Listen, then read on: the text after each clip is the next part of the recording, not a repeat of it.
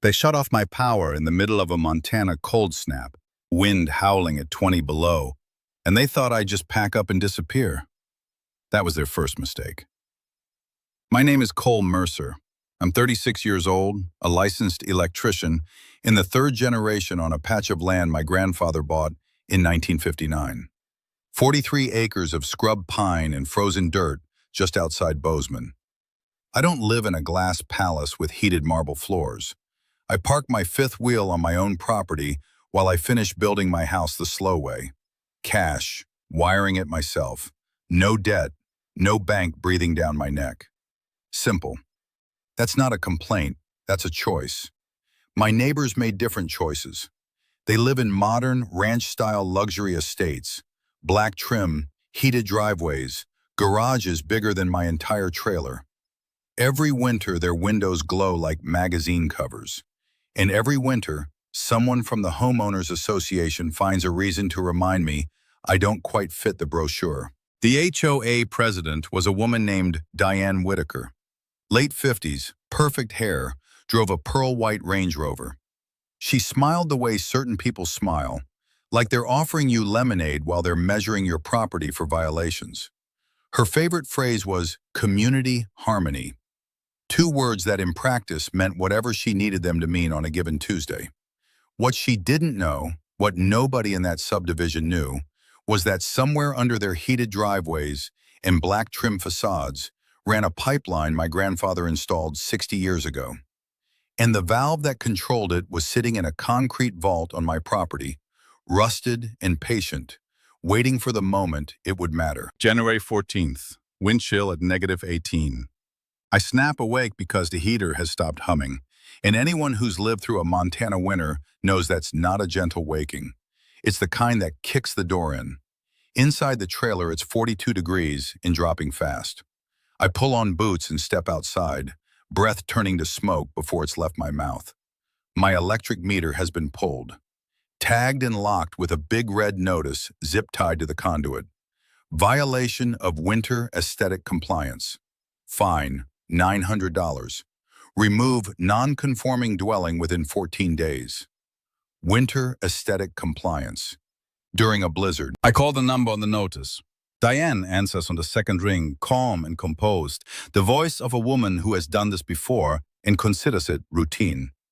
Cole, she says, we've received multiple complaints. The trailer disrupts the seasonal uniformity of the neighborhood. Seasonal uniformity. I am looking at frost forming on the inside of my windows while she says those words to me. I let her finish, then I hang up. My pipes burst that morning. $2,400 in damage before noon. Water creeping under cabinets while I'm hauling space heaters from the hardware store, trying to keep the place above freezing or my own generator. And here's the detail that I want you to hold on to as this story develops. This land predates their gated entrance, their stone monument sign, their architectural review committee. My grandfather grazed cattle here when their lots were sagebrush. The HOA had expanded its so-called boundary influence a few years back, annexed adjacent parcels through some legal gymnastics, and suddenly I was under community oversight. That's what they called it. I called it harassment. For 2 days I was just angry. Then I got to work. I was in my shop, digging through old property records, mostly out of spite, when I found it. A yellowed folder labeled Utility Easement, 1962, tucked behind a box of survey maps. Inside was a hand-drawn diagram and a handwritten note in my grandfather's careful print. Back in the early 60s, before the city extended gas lines out this far, he had paid to have a private natural gas pipeline installed from the main junction 2 miles east. 2.7 miles of buried steel pipe running straight through what is now that entire subdivision. The line branched out to 47 connections, 47 houses. Every single furnace in that pristine little community ran on a line installed and owned by my family. There had never been a formal transfer, no sale, no recorded utility dedication, no utility company takeover. Just a handshake agreement and a scribbled note that said, for neighbors, no charge, no contract, no conveyance, just goodwill. I called my attorney, an old classmate who actually reads statutes for fun rather than as a professional obligation. He dug in.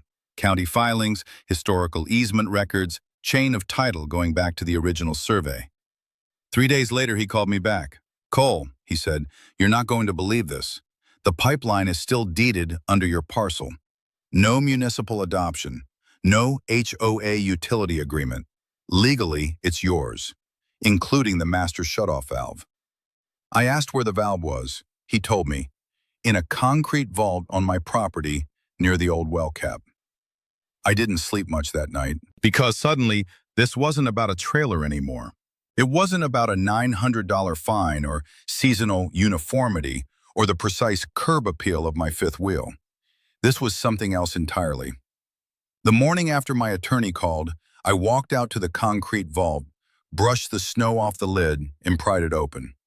There it was, a rusted but solid industrial gas valve, feeding warmth into every one of those luxury homes. I stood there for a long time, just looking at it. I want to be honest about that moment because I've thought about it many times since. I'm not a villain. I don't enjoy watching families suffer. But I also don't enjoy being treated like I'm disposable on land my grandfather cleared by hand in weather that can kill you over something called curb appeal.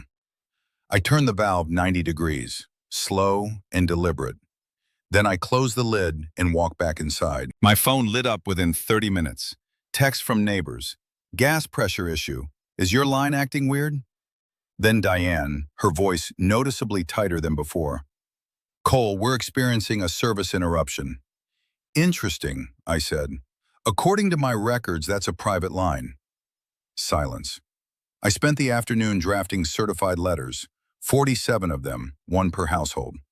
The terms were straightforward. Gas service would resume upon execution of a formal utility lease. $380 per month per household, October through March, 15-year term. Reimbursement for the $2,400 in damages caused by wrongful power termination. Immediate removal of all RV restrictions and fines. HOA acknowledgement of my land use autonomy. No signature, no heat. Was that aggressive? Sure, but so is shutting off someone's electricity in sub-zero weather over curb appeal. By nightfall, the temperature had dropped to -10. The neighborhood social media group was in full crisis mode.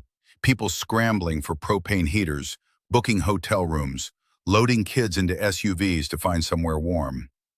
Diane called again around 9, and this time the composure was mostly gone. "This is reckless," she said. I told her, looking at the thermostat in my trailer climbing back towards 70 degrees because I was hooked into my backup generator, that reckless was cutting power in a winter storm. She threatened legal action. I told her I invited it because this time I had paperwork older than her Range Rover. Let me pause here for a moment because I want to be clear about the legal reality of this situation, because it matters and it's more interesting than it might sound. HOAs have real authority. And within their documented boundaries, that authority is legitimate. When you buy into one, you're agreeing to a private contract. Paint colors, fencing, architectural standards, even what qualifies as a temporary dwelling, those rules are generally enforceable within properly recorded covenants. I'm not arguing against that framework. I'm arguing about what happens when small authority goes unchecked long enough that it stops being about order and starts being about identity. The legal issue in my situation was simple. Recorded easements and chain of title are facts. They don't care about assumptions, traditions, or verbal agreements that happened over handshakes in 1962. If infrastructure was never formally transferred, no deed, no sale, no municipal adoption, then goodwill does not magically become community property, regardless of how many decades of heat flow through the pipes. Diane's board had been operating under an assumption so old and so comfortable that nobody had ever thought to question it, which is exactly how these things work until they suddenly don't. The psychological dimension is just as predictable. When a board gets used to small wins, small compliance, small fines, no one pushing back, something happens to their perception of authority. They stop seeing themselves as volunteers managing a shared contract. They start seeing themselves as gatekeepers. Every compliance win reinforces the belief that control equals competence. And when leverage flips, when the person they've been treating as a nuisance turns out to be holding the foundational infrastructure of their entire community, the panic that follows is not proportional. It's absolute. Because it's not really about the gas. It's about the story they've been telling themselves about who's in charge. By sunrise the next morning, it was -12. The kind of cold that makes the air feel brittle. Like if you snapped your fingers, it might shatter. My phone hadn't stopped vibrating since midnight. Half the neighborhood suddenly discovered my contact information after 3 years of pretending I didn't exist. I made coffee. Let it drip. Because here's the thing about leverage. Once you have it, you don't rush. Around 8, the first crack showed. A guy named Trevor, software engineer, always jogged with noise-canceling headphones, never waved, knocked on my trailer door in a parka over pajama pants, breath fogging hard. "Hey man, this gas thing," he said, trying to sound casual. "My kids were up all night. Do you know what's going on?" I let the silence sit for a moment. "Private infrastructure dispute," I said. His face shifted from confusion to calculation in about 3 seconds. "You serious?" "Dead serious." By noon, 3 families had checked into hotels. I watched taillights rolling out of driveways like a slow evacuation. Portable heaters sold out at the hardware store. Someone posted in the HOA group asking if the community could temporarily override Cole's valve, as if I were a software glitch to be patched around rather than a person with documented legal ownership. Around 2 in the afternoon, a fire truck rolled in, sirens off, just idling. An elderly couple named Barrows had tried running a propane heater in their living room with the windows closed. Carbon monoxide alarm. The fire department did a welfare check. And here is where Diane's authority began to visibly collapse. The fire captain asked who maintained the gas infrastructure. She said confidently, "The community." He asked for utility permits. She didn't have any. He asked who owned the line. Silence. Because you can't bluff paperwork when someone with a badge is holding a clipboard and the documents don't exist. By late afternoon, the HOA emergency meeting was packed. Folding chairs, red faces, voices echoing off walls that weren't heated anymore. I didn't attend. Didn't need to. A neighbor live-streamed part of it. "You told us utilities were secured. How are we not covered by insurance? Why are we paying dues if we don't even own the gas line?" One board member resigned on the spot, then another. Diane kept repeating the phrase, "temporary service disruption," like repetition might eventually make it accurate. But once fear hits family homes, politics evaporate. The performance ends. What's left is just people who are cold and scared and want someone to fix it. Night fell again. Forecast dropped to -14 by midnight. At 7:30, Diane called. No greeting. The polish completely gone. "What are your terms?" "Just that. Same ones in the letters," I said. "Plus 1 amendment." Silence. "You step down as president, and the bylaws get rewritten to clarify infrastructure ownership." "That's extortion," she said. "No," I said, keeping my voice steady. "That's formalization." She exhaled hard. "You're punishing families." I looked around my trailer, at the warped cabinet from the burst pipe, at the invoice sitting on my kitchen table. "They punished me first," I said. There was a long pause. I could almost hear the calculation happening on her end. Liability exposure, potential lawsuits, the optics if this went into a third night and someone got hurt. "You'll destroy this community," she said quietly. And that was the moment I realized something. The community wasn't what she was protecting. Control was. By 9 that night, the revised contract draft went out electronically. My attorney had tightened every clause. Clear lease language, indemnification provisions, maintenance cost sharing going forward, annual inspection rights. It wasn't revenge anymore. It was structure. 47 households, each one signing individually. Deadline, 11:59 p.m. Outside, the temperature hit -15. Inside my trailer, the generator hummed steady, and the thermostat read 71. At 10:12, the first signed contract hit my inbox. Then another. Then three more in a batch. You could almost feel the momentum shift. Pride dissolving into practicality as people did the math between their dignity and their furnaces. Trevor texted, "Signed, please confirm." I texted back, "Confirmed."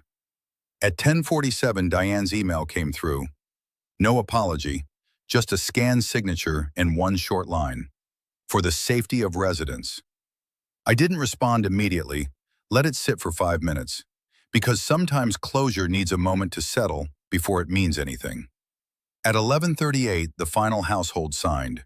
47 contracts, certified electronic transfer for my $2,400 already pending. Lease payments scheduled monthly through March. Formal acknowledgement that my RV was permitted indefinitely during primary construction. The fine, the red tag, the $900, all reversed in writing as part of the signed agreement. 11:52. I pulled on my boots, grabbed a flashlight, and walked out into the snow. The subdivision was dark in the particular way that heated neighborhoods are not used to. No furnace exhaust plumes rising from vents. No low hum underneath the silence, just wind moving across rooftops. I reached the concrete vault. Snow had drifted over it again, the way it always did, as if the earth was trying to hide the lever that mattered most. I brushed it off, lifted the lid. The valve sat there cold and patient. I'll be honest about what I felt in that moment. Standing over a mechanism that controlled heat for 47 homes, in the middle of a Montana night at 15 below, I understood something about power that is hard to articulate cleanly. It's easy to become the villain in your own story if you're not careful. The thing that separates leverage from cruelty is knowing when it has done its work and putting it down. This wasn't about domination. It was about correction. I turned the valve back. The metal groaned softly as pressure shifted through 2.7 miles of buried steel. Then nothing for a moment. Then faintly, a distant ignition. One furnace kicking on. Then another. Then another, spreading across the frozen subdivision like a chain reaction, each household pulling heat at once. Within minutes, exhaust plumes were rising from vents across the neighborhood, white flags against a black sky. I stood there in the cold and watched. My phone buzzed. "Trevor. Heat's back, thank you." Another neighbor. "We're warming up." Then Diane. "Service restored. Board transition effective immediately." No flourish, just finality. I closed the vault and walked home. Inside, I shut off the generator and flipped my own breaker panel back to grid power. Legally restored now that the HOA had reversed their enforcement notice as part of the signed agreement. Funny how fast violations disappear when liability enters the conversation. I poured a cup of coffee even though it was almost midnight. Outside, -15. Inside, 72 degrees. And for the first time since that red tag went up on my meter, the air felt even. Not because I had won, because balance had been restored. The next morning, the neighborhood looked different, quieter, no one staring, no one measuring curb appeal. A few subtle nods as I drove past, the particular nod that isn't friendliness exactly, but is something more durable. Respect doesn't always come from popularity. Sometimes it comes from documentation. Diane moved out 6 months later. Her house sold quietly. The new board formed with actual legal counsel involved. People who understood that their job was stewardship, not gatekeeping. And every winter since, the gas has flowed under a signed agreement. Inspected, insured, transparent. No more handshake assumptions. No more aesthetic power plays. Just terms and heat. The Barrows, the elderly couple who'd nearly been poisoned by a propane heater, sent me a card in February. Handwritten, 2 sentences. They thanked me for being the kind of neighbor who turned the gas back on at midnight in -15-degree weather instead of waiting until morning. I kept that card. It mattered more to me than the lease agreement. Trevor stopped by the following spring. No more pajama pants over a parka. He asked if he could look at the pipeline documentation. said he'd been thinking about buying his grandfather's old property in another county and wanted to understand easement law better. I spent an afternoon with him going through the records. He turned out to be a decent person once he wasn't freezing and panicked. Most people are. Here is what I actually want you to take from this story. Because if it were just a revenge story, it would be entertaining but shallow. The real lesson is about the difference between assumption and documentation. My grandfather was a generous man. He ran that gas line to help his neighbors, and he did it without asking for anything in return because that was the kind of person he was. That generosity was real, and it was good. But generosity without structure creates dependency. Dependency without clarity creates entitlement. And entitlement is gasoline on any small spark of resentment. For 60 years, 47 households had been heating their homes on a line they didn't own, a fact nobody had ever examined closely enough to notice. Not because anyone was dishonest, because assumptions are comfortable, and comfort rarely motivates the kind of attention that uncomfortable questions require. The power dynamic in the story shifted not when I turned the valve. That was just the moment it became visible. It shifted when my attorney pulled the easement records and confirmed what the paperwork said. Documentation, chain of title, recorded ownership. Those are not dramatic weapons. They're boring pieces of paper that most people never look at until it's too late. But they are the actual foundation of every property dispute that has ever been resolved in a way that lasts. Diane wasn't a monster. I want to be clear about that. She was a person who had been given small authority and had been using it, unchallenged, for long enough that she had confused the authority with ownership. When that illusion fractured, when the fire captain with the clipboard asked for utility permits she didn't have, it wasn't just her position that collapsed. It was the story she had been telling herself about who she was. Most escalation in situations like this isn't really about money or rules or curb appeal. It's about pride. And pride is the last thing to acknowledge its own defeat. I could have kept that valve shut longer. I could have raised the price, pushed for more concessions, tested how far the leverage stretched. That's the dark side of holding a mechanism that other people need. The moment you start enjoying their discomfort, you become the thing you were fighting. What changed the outcome wasn't punishment. It was formalization. We moved from handshake to contract, from assumption to clarity, from aesthetic opinion to recorded rights. And something quieter happened alongside that. The neighborhood shifted. Not dramatically, not into some warm communal ideal, but into something functional. Once rules are written and ownership is defined, everyone can breathe. Even people who don't like each other. If you're considering buying into an HOA, or you're already in one, read everything. Not the glossy summary, the recorded documents. Understand what is actually owned versus what is assumed. Know where infrastructure starts and ends, and who holds the deed to it. Ask boring questions. Boring questions prevent dramatic winters. And if you're on a board somewhere, remember that your authority is rented, not owned. You're a steward. The moment it becomes personal, the moment enforcing a rule feels like protecting your own identity rather than serving the people who pay their dues, you've already lost the thread. Would I do it the same way again? I'd still turn the valve, but I'd probably call for a meeting first before it hit -15. Because the goal was never to freeze people out. The goal was to stop being treated like I didn't belong on land my family has farmed since 1959. There's a difference between making a point and making people suffer, and the line between them is thinner than most people realize when they're angry. Outside my trailer that night, it was cold enough to crack stone. Inside, it was steady. And that, when everything is stripped away, was what the whole thing was about.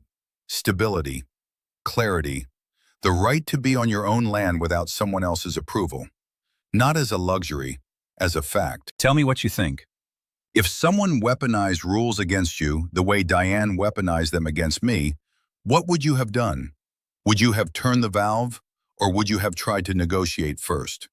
And if you've ever been on a board, I'm curious, how do you stay honest about the difference between enforcement and overreach? Drop it in the comments. I read more of them than you'd expect. Subscribe if you want more stories like this one, and I'll see you in the next one.